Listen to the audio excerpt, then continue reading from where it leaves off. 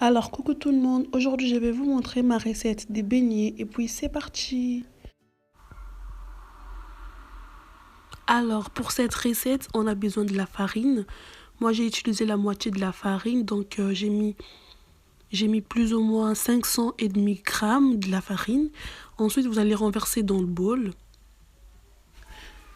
Donc, pour 500,5 grammes de la farine, on a besoin des 100, moi j'ai mis 100 grammes des sucres. J'ai mis 100 grammes des sucres. Et vous mettez du sucre et vous mélangez avec de la farine. Ensuite, vous avez besoin du sel. Vous allez mettre au moins la moitié de cette cuillère. Et après, vous avez besoin aussi de la levure. Moi, j'ai utilisé de la levure fraîche. Donc, je vais utiliser la moitié de cette levure. Vous allez mettre la levure dans l'eau pour que ça fond. Et ensuite, quand ça va fondre, vous allez les mélanger avec de la farine. Donc, j'ai utilisé la moitié de cette levure. Vous mettez dans l'eau. Et ensuite, vous tapotez.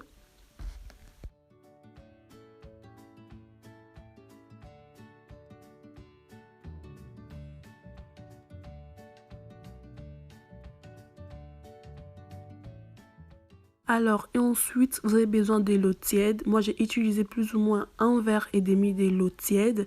Donc, faites attention, quand vous allez mettre de l'eau, il faut mettre petit à petit. Il ne faut pas mettre tout en même temps.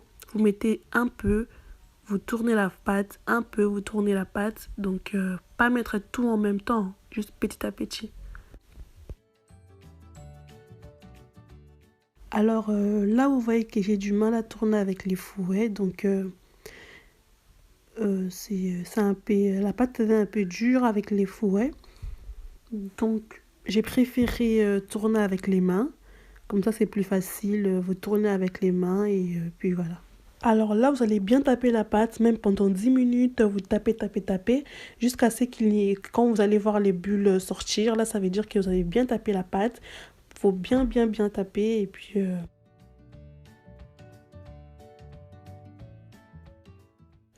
Alors, quand vous avez fini de taper la pâte, vous allez prendre l'aluminium et vous allez couvrir votre pâte. Vous allez laisser reposer pendant 3 heures. Vous allez laisser poser pendant 3 heures et ensuite, vous allez revenir pour voir si c'est bien gonflé et tout. Et puis voilà.